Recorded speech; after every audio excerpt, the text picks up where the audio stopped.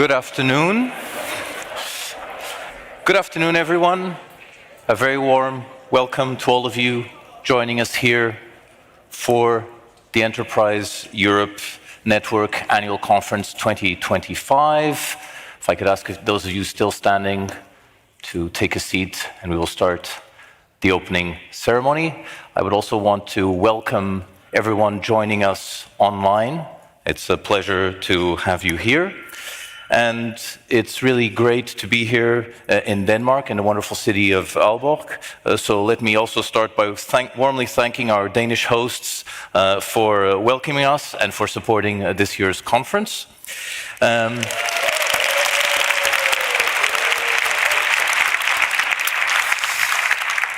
It's indeed very fitting that we meet here. Aalborg is a city built on reinvention, once known for heavy industry, for shipbuilding, cement manufacturing, and today recognized for modern innovation hub, as a modern innovation hub, home to cutting-edge design and technology industries. And Aalborg also has a rich cultural history. Jan Utzon, the architect of the Sydney Opera House, actually grew up here. And the last building he ever designed is just a short stroll away from here, the Utzon Center on the waterfront. And if you walk by it, I can promise you, you will recognize it. And I think this spirit of transformation, in a way, mirrors what is happening with the EN. It is becoming a more modern, a more agile, more focused on clients network, evolving to meet the changing needs of the SMEs that the EN serves. The EN is now a truly global community of over 550 organizations, spread out in over 50 countries, supported by 3,000 advisors, helping over 250,000 companies every year. And I think that deserves a round of applause.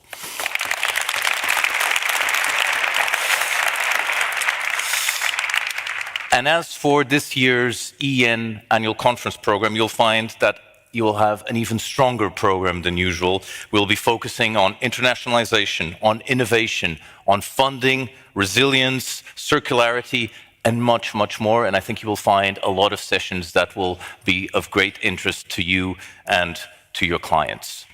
Now, finally, before I invite the first speaker to join me, a couple of housekeeping points that I would want to go over. Firstly, if you are sharing your many experiences online here at the EN, you can use our official hashtag, which is in the corner there, hashtag EN2025, so that'll make it easier to spot things. And also this year, we are introducing and having a bigger presence on LinkedIn, so again, you will find us there as well. As for the sessions themselves over the next 3 days, keep in mind that they take place across different floors. There are floor plans available throughout the venue. And for the men, you can also ask. It is possible. So all of that is indeed possible this year. And also this year, for the first time, we will have stands on site. Here at the conference. There'll be 19 stands in total with exhibitors, and you can see that in the online agenda, and we count on you to visit them all tomorrow during the Network and Connect time. And finally, right after this opening, at the closing of this opening ceremony, we'll be taking a group picture. And if you prefer not to appear in any of these photos or videos, actually not only during the group picture, but during the event, you can simply switch your lanyard to a different color. You can be helped at the registration desk if you are a very shy person. And finally, on Friday, during the closing session on Friday, during the closing plenary, we will announce the winners of the Enterprise Europe Award, and I wish already the best of luck to the 3 finalists. So, with all of that out of the way, I think it is time to ask our first speaker to join us. And so I would like to invite Jesper Stig Andersen to the stage for the opening speech. Jesper is the Deputy Director at the Danish Ministry of Foreign Affairs, where he has been working for over a decade. He is responsible for the unit focused on advancing Denmark's export strategy and supporting SMEs. He has a master's degree in law from the University of Copenhagen and Leuven University. Jesper, the floor is yours. Thank you. Thank you very much. And a big thank you to Enterprise Europe for the invitation to come and speak today, and to the European Commission for co-organizing this very important event. And of course the City of Aalborg, and good to see the Mayor here as well, out of the city halls. The role of SMEs in our economies cannot be overstated. In Denmark, they represent 99% of our companies and employ 60% of our labor force. They produce innovative solutions and act as key sub-suppliers for our large companies. They are the backbone of our economy. SMEs are essential to our collective growth and prosperity, but also for Denmark's and Europe's strategic goals. For example, decarbonization is needed for the green transition, and European self-reliance requires innovative approaches within key sectors such as energy, food, defense, and health. SMEs and startups are critical for this. They operate with agility and pursue frontier technologies that larger companies often find too risky, such as green hydrogen, AI-driven climate modeling, and circular waste-to-value technologies. Oftentimes, the final product visible to the public are made by the larger corporations. Examples from Denmark include wind turbines from Vestas, essential medicine from Novo Nordisk, and high-quality dairy products from Arla. But as everyone in this room knows, these companies benefit from an underlying SME ecosystem.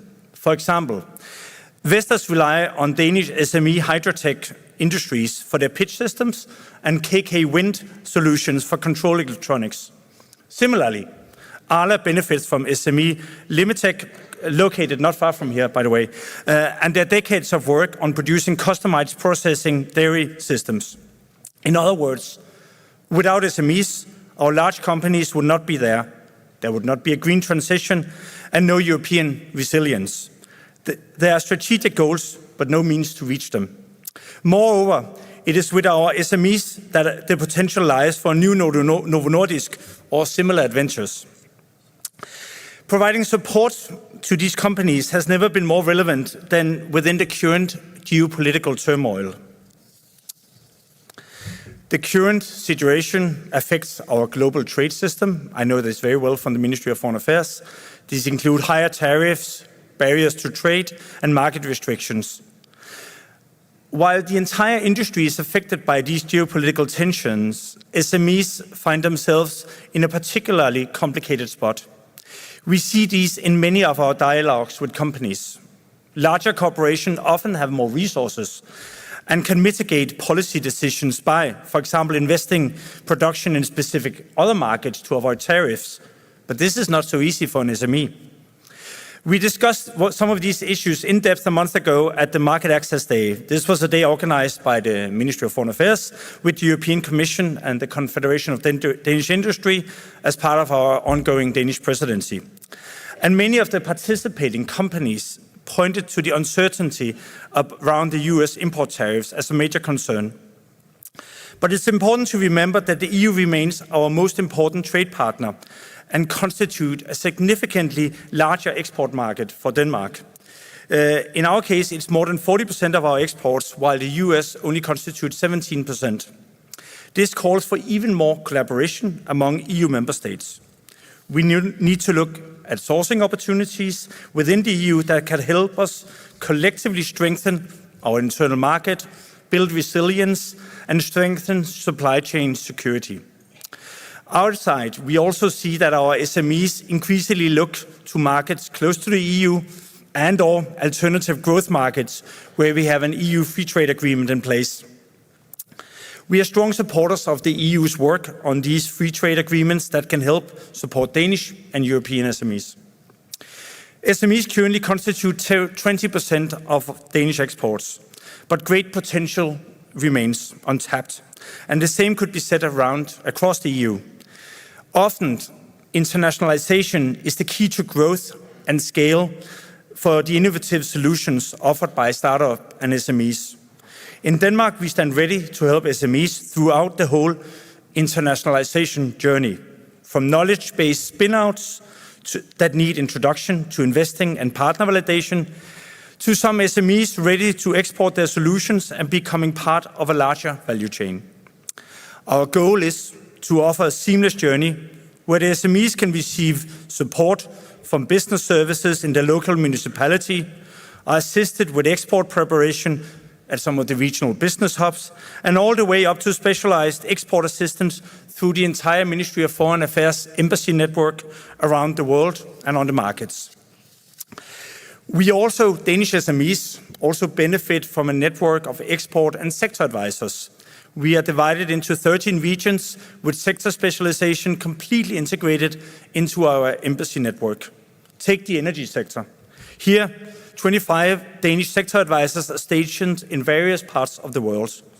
Through dialogue with national authorities, they create new access points and projects relevant for our companies on relevant topics like wind energy and energy efficiency. And they stand ready to assist any Danish company that has or looks to have business in the energy market in the specific region. Our sectors that we focus on include, but they're not limited to, life science, defense, digitalization, food, agriculture, and maritime. Moreover, we also see a need to engage even further in new market opportunities where we can help pave way from Danish companies. This is, for example, why Denmark is opening a regional innovation center in Kenya in 2026 as part of the government strategy for Africa Century. Denmark strongly believes in a whole-of approach, working together in partnerships with organizations, national clusters, and encouraging our companies to use the EU system to help SMEs to access market.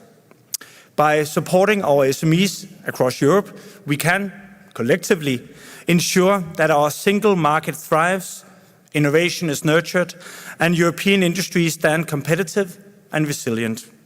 I look forward to hearing the many interesting results from the discussions today and how we can get some input to how we get even better for the benefit of our companies and our economy. Thank you very much.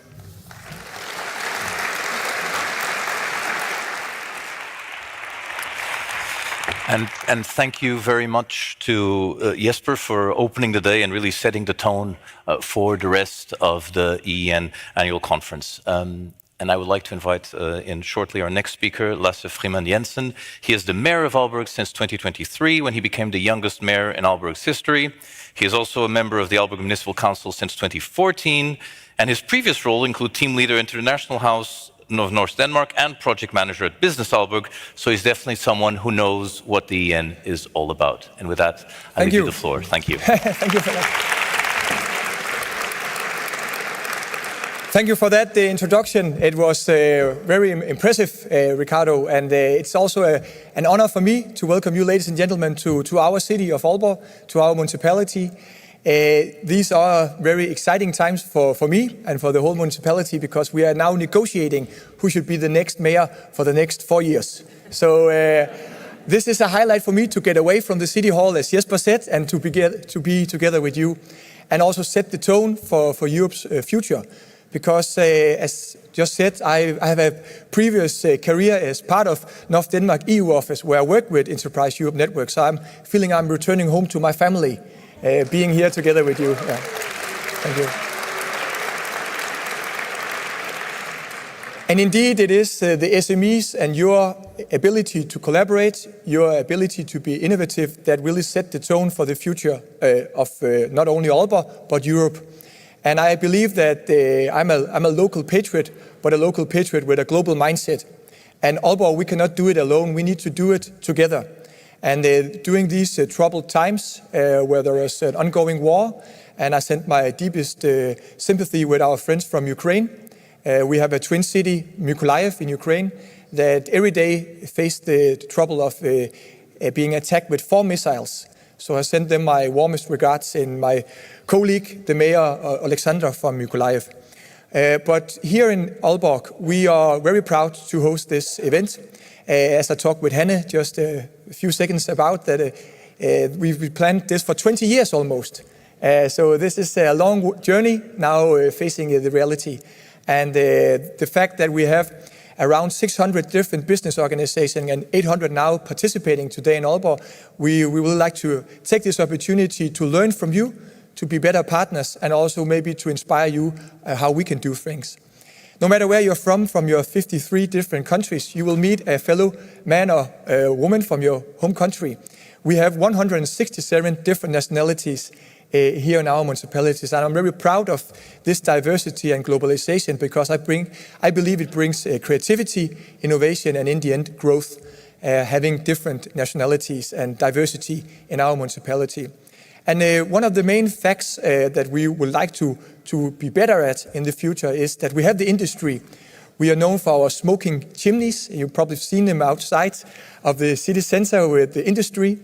We have big ambition in our CO2 vision project to capture the carbon, utilizing it for creating sustainable aviation fuel for our airports. And our ambition is to create around 90,000 tons of sustainable aviation fuel. This is almost Denmark's domestic flight consumption 4 times. So if we can do that, we can maybe set the tone not only for the industry, but also for the aviation fuel in the future. And that's a big ambition for me. I think it could be Aalborg's new shipyard. The tone the shipyard set in Aalborg many years ago, decades ago, I hope that this CO2 vision will do the same for our future. Create jobs, create innovation, and create also growth across the whole of Europe.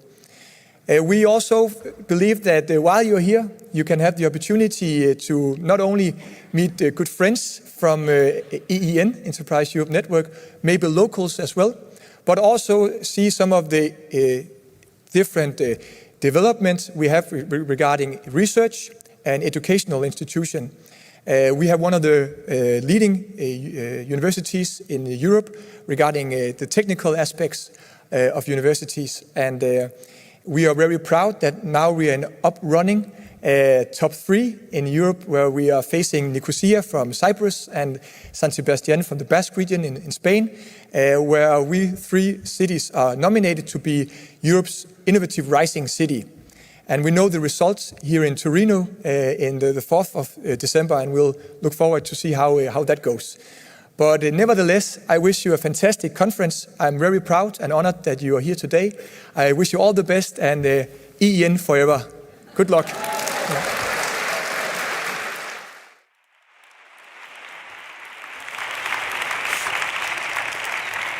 Thank you. Thank you very much, Lasse. I have the impression the audience very much appreciated having one of theirs up here.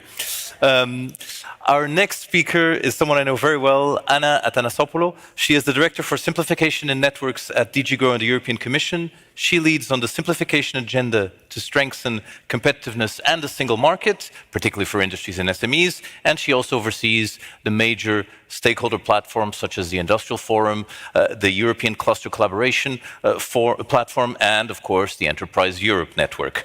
And unlike many of us at the Commission, Anna is not a boring economist or a lawyer. In fact, she holds degrees in archaeology from Thessaloniki University and in art history from George Washington University. And so if you want to discuss excavation techniques during the break, she will be the person to find. So with that, Anna, please join me on the platform. Thank you very much.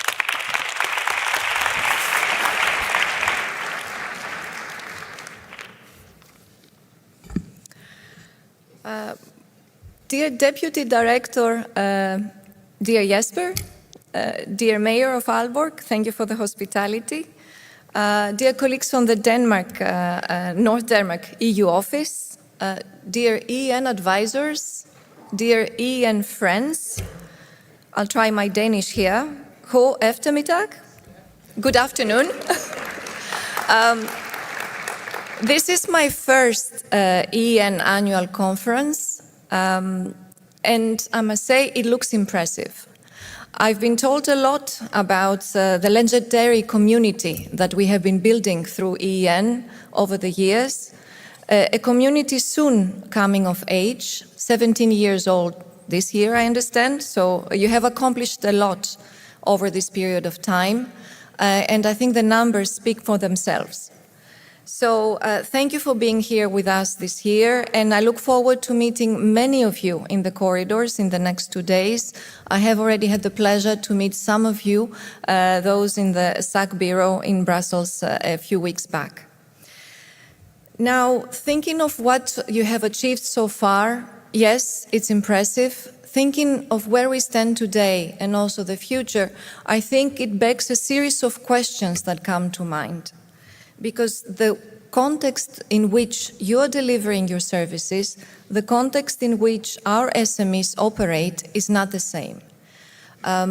It's volatile, it is disrupted more than before, it is unpredictable, and this is the context in which both us policymakers, whether it's in Brussels, in Copenhagen, or in the town hall of Aalborg, or you in your offices on the ground meeting the SMEs or entrepreneurs themselves, it's different. We have to operate differently, especially when it comes to competitiveness, how we can maintain competitiveness in Europe.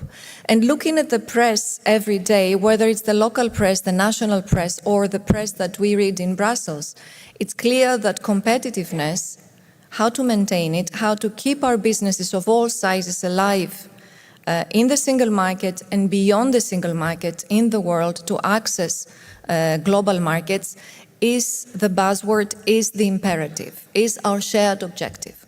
So you may be asking then, so what are we doing? What is Brussels doing about that? Do we have a compass how we can maintain competitiveness in Europe? Do we know where the shared objectives are? Do we know where we're heading? I would dare to say that at least we have a compass. We have a competitiveness compass. It's the first initiative that this European Commission put on the table around a year ago when they came to office. Why? Because it's the new imperative. And if you look at the compass, you will see a roadmap around 3 pillars. They're all known to you because you are working on these pillars in practice on the ground. First, focusing on innovation and scaling up innovation in Europe, knowing that we're lagging behind compared to the US or China, not so much when producing innovation. We're not lagging in the number of patents, but where we're lagging behind is to bring in this innovation to the market and also in the financing of scaling up this innovation. This is the gap that we need to bridge. The second pillar of our compass is about the decarbonization, to use decarbonization not in isolation, not separate from competitiveness or the business case, but as a source for competitiveness. And the third pillar is to really look honestly at our strategic dependencies, what we have accumulated over time, and see how we can address that, how we can diversify our supplies, how we can accompany our sectors and our companies that are exposed, and really strengthen what we call economic security. So all of that is in a way echoed in the title of the conference today. And I hope that we will spend the next 2 days really debating actively on that and bringing concrete actions as to how you're addressing these issues by helping companies on the ground and how we can learn and you can learn from each other. So then this begs the question, so what are we doing then about it? In Brussels, again, we're trying, but not alone, together with everybody in the room, together with the member states, together with all those who work for Europe, we are trying to build the Choose Europe brand. And we try to do that along 2 broad ways. One is to see how we can make the business case for Europe. To do that in specific strategic sectors, by de-risking investment, by linking supply to demand, sustainability is a case in point there, and also addressing needs of specific value chains, needs that arise from overcapacity, from unfair trade practices, or geoeconomics. So it's not about a diagnosis, it's very much about concrete action steps. And let me just flag a few of those. First of all, the Clean Industrial Deal, basically our effort to make the business case for decarbonization, showing that green and competitive can indeed go hand in hand. A Clean Industrial Deal brought a series of action plans on the table for automotive, for the steel sector, for chemicals, and a new initiative coming up by the end of the year, the so-called Industrial Accelerator Act, to help us enhance industrial decarbonization by streamlining permitting processes. I already heard some of you this morning through my meetings, it's a major barrier for businesses of all sizes, but also how we can create markets for low carbon products. Second, we are looking very much into the critical raw materials. Why? Because it's the fuel for today's economy, and it's an area where we are exposed collectively, and our businesses as well. We are already working around 47 strategic projects around Europe, but also beyond, to address all stages of the raw materials supply chain, from extraction to recycling.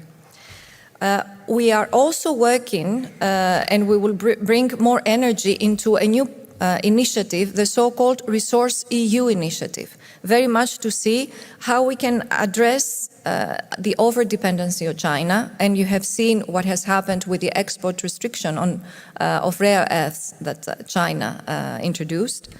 In order, with this Resource EU initiative, to find alternative sources for supplying critical raw materials to our industry.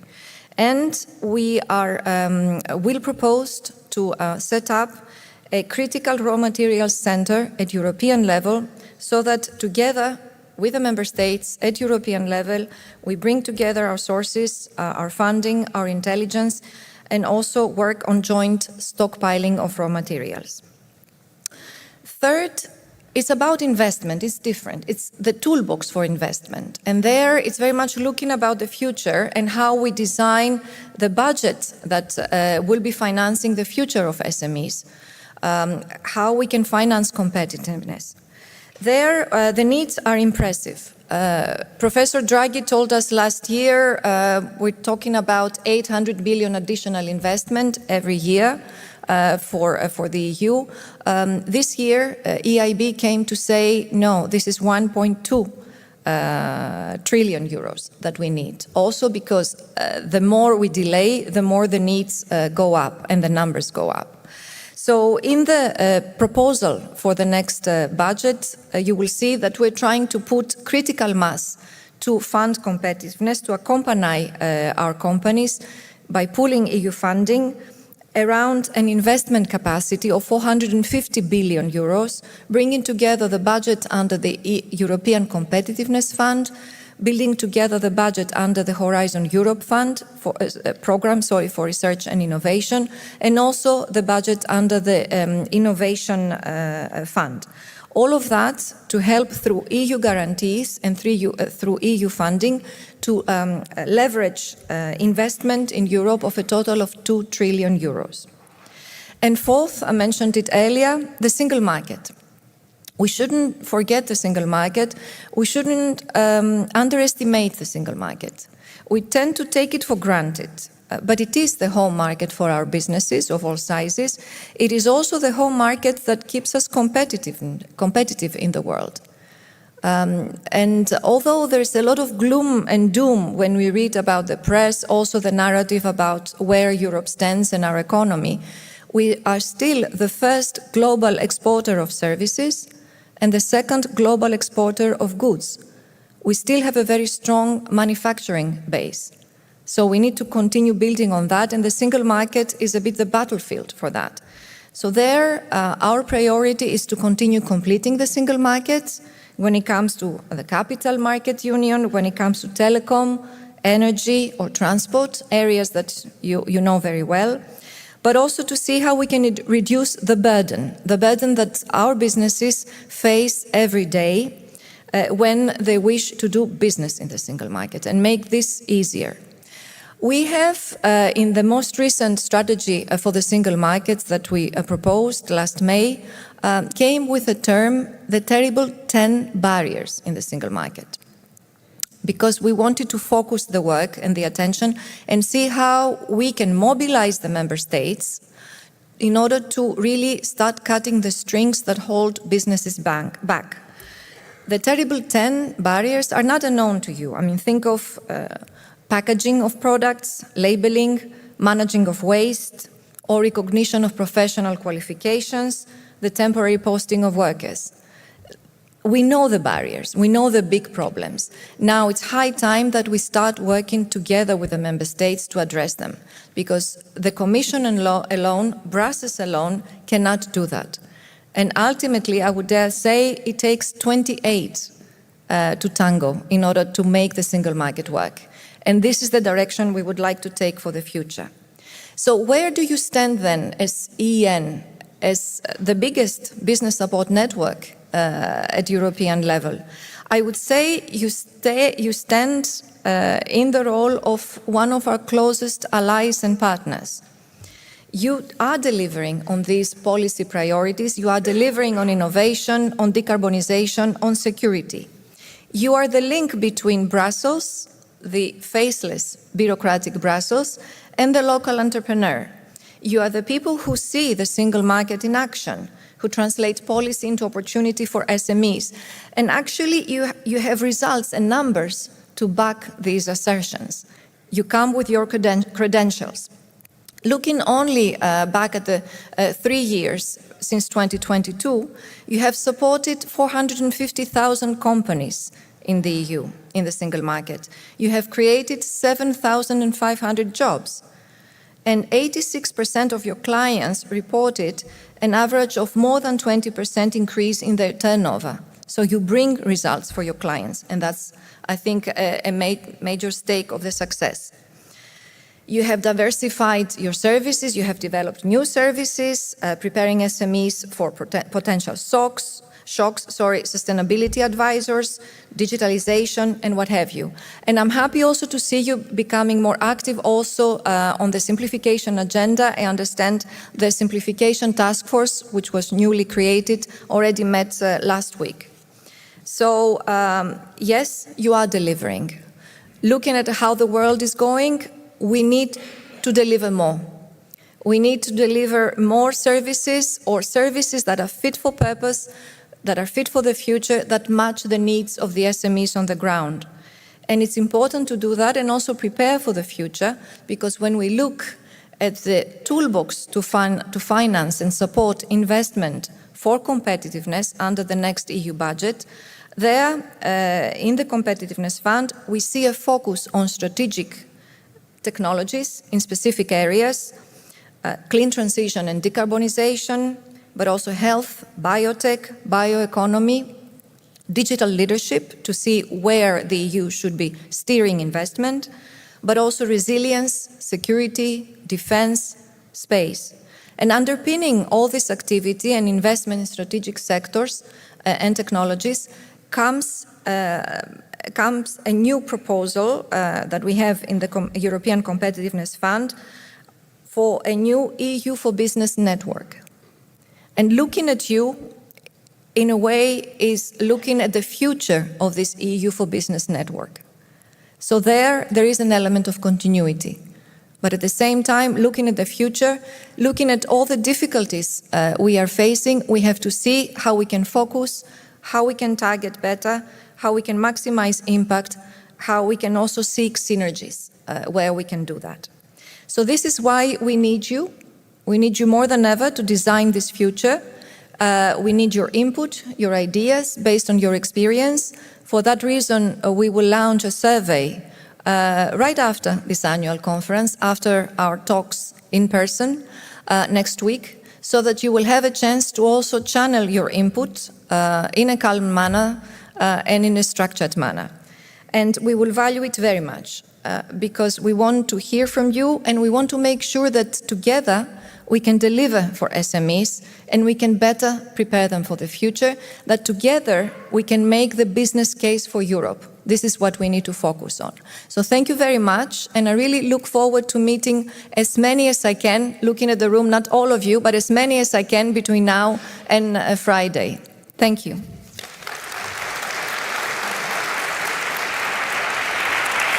And thank you very much to Anna for providing such a complete overview of recent Commission policy for everyone to really have a sight of what's on the menu on our side.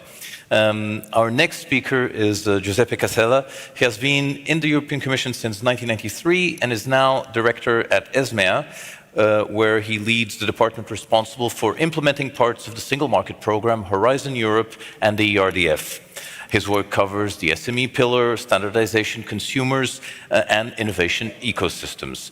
And he has a long career in EU regulation and is a qualified lawyer with a degree from the College of Europe. Giuseppe, the floor is yours. Thank you very much.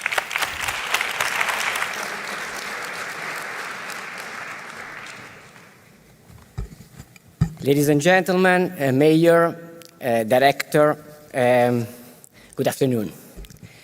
It is a great honor to address you today. It's a pleasure, actually, and I am quite impressed, like Anna, about the audience in presence and online. And I do it also for the first time. In my new capacity as head of department, I have to correct you a little bit about in charge of innovation ecosystem, single market program, entrepreneurship and consumer. It's a long title. Department, of course, at ISMEA, which is the European Agency for Innovation and Small and Medium Enterprises. It's a long title that encompasses also the Enterprise Europe Network. Prior to joining the ISMEA in May of this year, I worked on a large range of topics at the European Commission. I was working on mutual recognition agreements, technical barriers to trade, regulatory cooperation, international cooperation, chemicals legislation, telecommunication, among others. But I did not start my career at the European Commission. I started my career at the delegation of Confindustria at European Communities that was in charge at that time also of the Euroguichet. The Euroguichet was the first Enterprise Europe Network. And I was feeding the Euroguichet for questions related to internal market and regulatory matters. In other words, to make a long story short, I was one of you. So this, even if it's, I'm starting now, the end is already very close to my heart. I'm deeply grateful for the warm welcome I received here in Denmark, and I could not imagine a better occasion for my first large-scale public engagement with a network than this. A unique gathering of professionals who share the common purpose of connecting businesses, people, and opportunities across borders. This year's annual conference marks the first since the start of the new program period in July 2025. In this time of renewal, it offers an important moment to connect and reflect on how we remain relevant and effective in a world that is constantly shifting. Change is both inevitable and essential. It fosters creativity and innovation. Like the business you serve, our organization and our network continue to evolve. This year marks an important moment of transition for the ISMEA agency as well. With a new leadership comes renewed energy and fresh perspective, but also a firm commitment to the values and partnership that have brought us this far. It is therefore my privilege to introduce our incoming director, just appointed, Mr. Momchil Sabev. Mr. Sabev entered into function the 1st of December, so Monday, but already wishes to send a message to convey his appreciation and strong support for your work. We already talked about the EN a lot. Mr. Sabev brings to the role a strong background that bridges institutional know-how and entrepreneurship insight. His career reflects a sustained commitment to advancing innovation, competitiveness, and small and medium enterprise growth across the European Union. This experience enables him to translate strategic priorities into concrete actions, ensuring that ISMEA delivers tangible impact for European business and innovators. Mr. Sabev asked me to convey his appreciation to all of you for your dedication and engagement. As you can see on the slide, there is any slide? Yeah, here we are. He's eager to work closely with the network to strengthen our collective impact. The Enterprise Europe Network is clear proof of what can be achieved when expertise, trust, and shared ambition come together. Across continents, you have facilitated investment, supported small and medium enterprises, and helped build resilient, sustainable economies. You do this by delivering high-valued, added tailored services to the business you serve. This is recognized not just by end client companies, almost 100% of whom would recommend your services to others. I said at the beginning that it sounds like a North Korean percentage, so congratulations. It is also acknowledged by the politicians and policymakers now, at European and national levels, who invest and co-finance the network so that your services are free of charge at the point of delivery. My colleague said that this is unique in the world. Your work demonstrates the vital role intermediaries play in turning ideas into impact and potential into progress. Let me mention a local example. The Microsat 4 project implemented by the Danish company Sternula that I had the pleasure of visiting this morning, and its South Korean partners. They not only develop a scalable, secure digital maritime connectivity platform for small and mid-sized vessels, but also won the 2024 EN International Award. This story, this successful story, exemplifies the essence of the network. People making connections to create new partnerships beyond borders. As we gather here today, let us view change not as a disruption, but as a source of strength, a chance to rethink, renew, and reimagine how we can connect business and communities worldwide. Our shared mission remains clear: to foster collaboration, build trust, and support innovation that delivers sustainable growth. Let me conclude my speech by expressing our sincere appreciation to our hosts here in Denmark. Denmark has long been recognized as a leader in innovation, entrepreneurship, and sustainable business practices. It's leading in Europe for its capacity to innovate, with innovation performance 135% of the EU average in 2025. This is absolutely remarkable.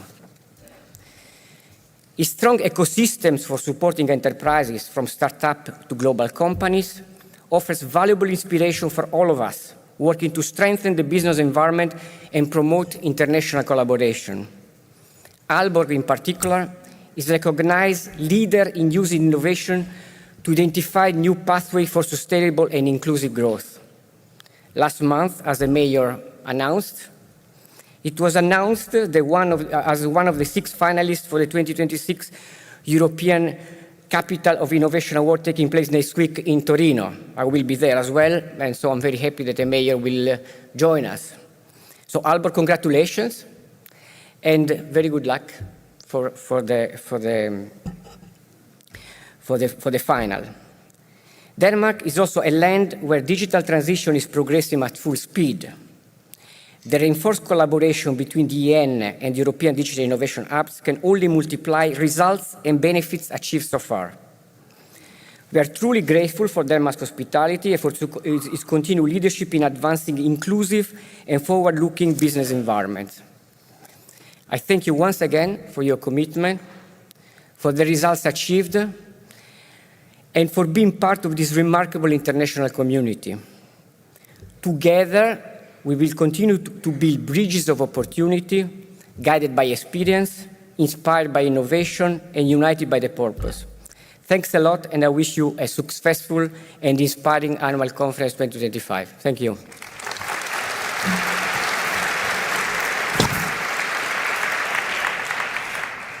Thank you very much, Giuseppe. And our next speaker and moderator is Aya Konisevska-Zadi. She is the Senior Project Manager of the North Denmark EU Office, where she coordinates the Enterprise Europe Network. She also serves as co-chair of Sector Group on Tourism and has extensive experience in fundraising across EU programs, including Horizon Europe, Erasmus+, Interreg, and the Single Market Program. She has a BSc in Political Science from the University of Latvia and a master's degree in European Studies from our local Aalborg University. Without further ado, I ask her to join us. Go ahead.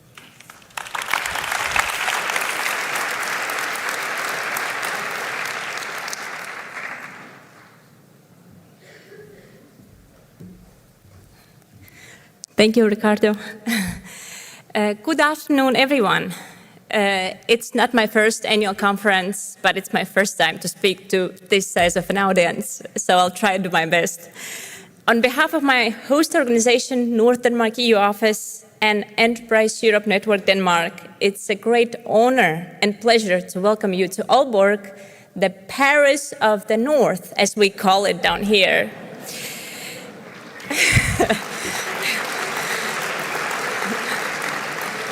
I'm guessing that you have noticed a cozy city charm, our own Aalborg Tower.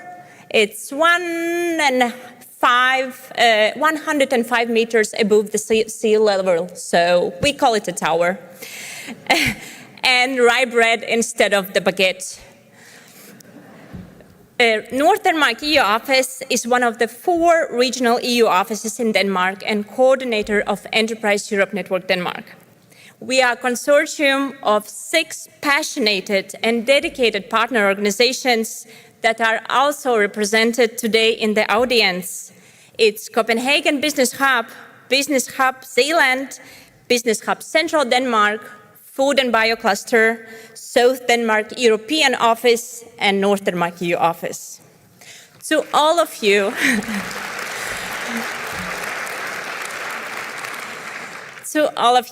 thank you for collaboration and your support that has made this event possible, and for everyday teamwork, where we share clients, we work together on matchmaking events, on business missions, we share our success and challenges, and countless number of coffees as well.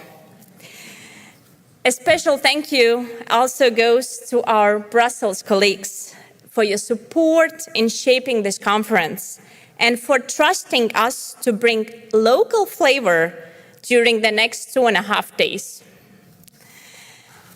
And now it is my great honor to introduce 2 Danish companies, close clients of Enterprise Europe Network Denmark, whose impact perfectly illustrates what collaboration, innovation, and EN support can achieve. Please welcome our 2 speakers, Gorm Eriksen, Director for AI and Wellbeing, Student Pulse, and Jeppe Mulvedgaard, CEO of Nordic Solutions.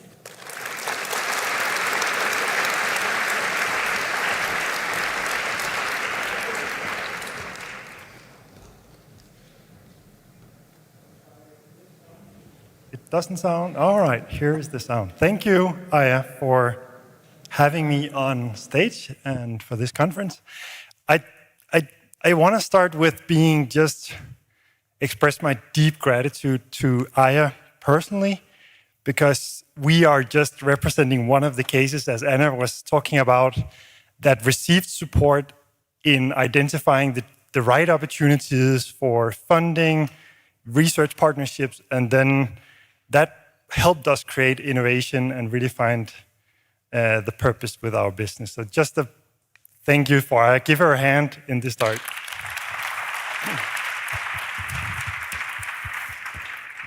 So what do we do at Student Pulse? I was the CEO for 3 years. I worked with Aya, and we had not only coffees, we called Fridays and Sundays to do the Erasmus applications.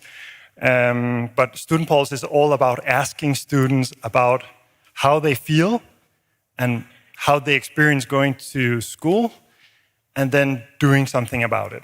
So that's what we do. It's about asking less and doing more for students.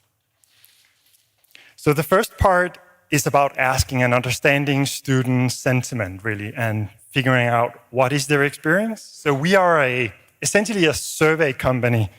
We call them micro-surveys or pulse surveys. And some of the things that we achieved through some of the Erasmus projects and also the Innovation Fund project was really to figure out, how do you ask the right questions for students? Because everybody hates surveys, right? But everybody loves being listened to. So we spent a lot of time with one of our applications and one of the funds to figure out what is the right questions. So we built a very strong partnership with a university in Ontario Tech University to establish a strong framework of questions. And with that, we figured out that students don't have to spend a lot of time to providing feedback to universities about experience and well-being. We can capture a lot of information in a very short time if we ask the right questions that are based on evidence and research and really are strong questions. Also, we built some very beautiful tech, so that is one of the other applications that we did to understand how can we leverage good technology to engage students and have them feel more like a conversation instead of just a stupid survey. So I would say in general, there's a lot about investments that we did to understand how do we ask less, how do we ask smarter, and how do we use research to ask safe. So that is the asking part. And then there's the part about doing more. So we've really figured out that actions from students is really about pushing them the information back. There's no reason for the institutions to get all the data and analyze it if we can just recommend the students to take action immediately. So if they don't feel well, we would recommend them to talk to a counselor or see somebody for help. The second part is we have another application that I wrote with Aya about using AI in our product to help the educators to understand the feedback and provide immediate action for students. So that's about understanding and using AI to go through all the feedback. And the last part is to introduce this into the existing part of the ecosystem of the institutions that we work with. So I think that's Student Pulse. And has this been instrumental, the work of the Enterprise Europe Network? Yes, a lot. So we have these 3 funding opportunities that we worked with. One of them is about using AI, and 2 others is more about understanding inclusion and diversity, and what questions to ask young people about feeling included, feeling a sense of belonging, and then building that into our platform to scale it globally, but also allowing everybody else to use it under the open source standards in the European.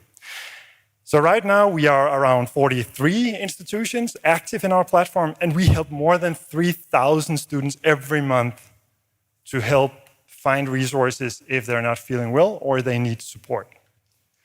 And one of the key things I want to say about the work that we have been doing together is definitely the introduction of academics. So one of the things that's been challenging for us is to find good researchers to help navigate and build evidence based on our product. So that is just one of the things, the bridging has been imminent. So if I would do short 4 recommendations for you guys for businesses like ours, it's about relationship, it's about coming together, and then having you guys to help us as companies figure out what is the right funding opportunities. And then bridging to academics. That's a very, we talk way too much about money for academics and universities to really understand what we're talking about. So bridging that gap is important.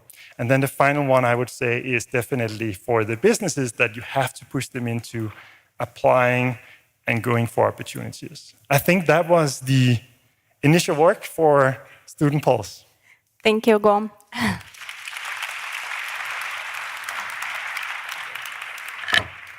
And now, please welcome Jeppe Mulvegård from Nordic Solutions. Thank you. Thank you very much. Yeah, so our company, I hear a lot today about the CO2, the recycling and everything. So our company is it not up there? Yeah, okay. So it's, we are producing what you see on the picture. We are producing pallets, logistics sustainable pallets from 100% recycled plastic, together with a company in Czech. This relationship was founded here in the European network. So we are very thankful for that. And as you see, we also have a 74% lower impact on the environment compared to the standard wooden pallet that you see on the market today. So, and in 2023, we visit Bilbao on the annual conference of Enterprise Europe Network, where we were awarded and we also won the prize. So this was really a big thing for us. It's a small company, but also it has given us a a big benefit in our work in the future with big companies, because we are growing with this, and big companies actually want to speak to us, because we use the award every time we approach bigger companies, then we use the award. And this, unfortunately, it gives us a door opener. So it's very good, yeah. So we are expanding in Sweden mostly. We had a 30% growth between 23 and 24. So yeah, scaling our circular logistic across Europe.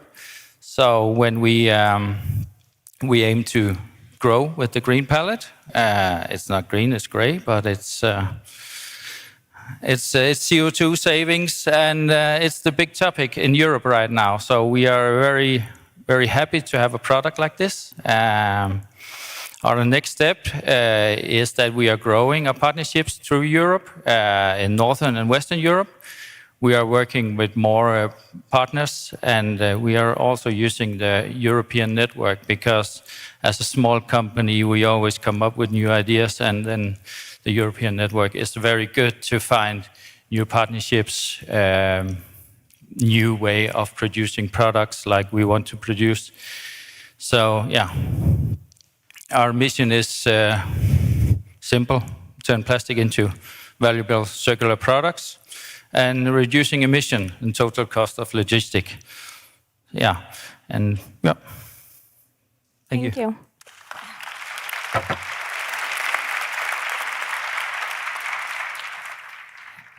Gorm, if I may ask you a question. In your presentation, you were highlighting the importance of public-private partnerships when applying for EU funding.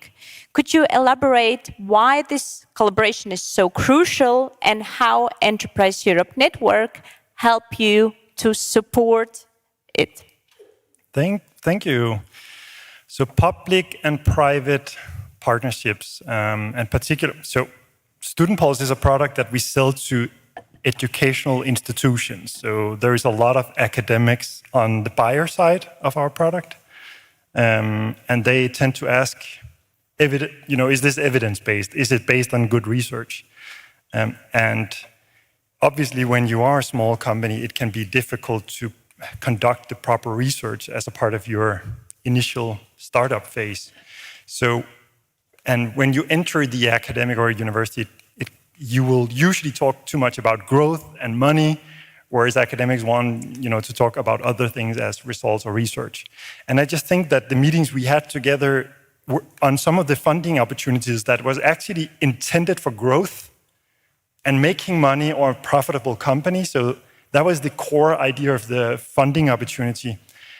And with the office in Aalborg kind of explaining that for the academics, that this is about making more money and making a successful company, bridged it so that we didn't have to talk about making money, which is obvious, right? But so I just think that having that mediator in the room that can bridge that provided a common ground for, okay, how do we make this application? How do we work together? What is the research, and how do we scale it? Which was instrumental for us. So, and now we have 2 advisors in our advisory board that are both professors. So I'm very, very happy about that. Thank you. And Jeppe, if I can ask you, what did winning the EN award, what did it mean for you, for your company, for your team? And what do you believe that Enterprise Europe Network should prioritize going forward to help companies like you succeed? Oh, I think that it made our vision approved. European Enterprise European Network is helping us with, as I also said before, finding new partnerships, and it really opens the door for us when we had the award, especially. So every article about this we try to promote. We ship it with the email when we try to open a door with a new customer, because it's not always easy as a small company to open doors to big companies like the company that we're working mostly with in Sweden is a 6 billion company, and for us it's way out of our league normally. So this is really a big help for us. And Gorm, if I can ask the same question for you, what do you believe that Enterprise Europe Network should prioritize to focus on in the future to help your company to succeed? I'm not sure I want to talk so much about my company. I think, so I've maybe started 8 companies or 10 since I was 20. I'm 45 now. And it's the first time that I've ever met anybody from any kind of funding European network that could support me in any way. I didn't understand it. I didn't pay attention to it. So I think in general, when I hear a lot of other entrepreneurs, they are not aware, or they think it's a jungle that they don't want to venture into. So making it rather simple, that what are the services that you offer, bring them in, build relationship with them. I think, and for me, that also extends to the rest of my team. So for me and other entrepreneurs, get out there and get them, drink coffee and invite them in to help them understand what are the actual opportunities with the trillions of euros that we are investing in businesses. How can they be a part of that? So, yeah. Thank you to both of our speakers. Thank you for being today with us. And now I hand the floor to Ricardo for the wrap-up.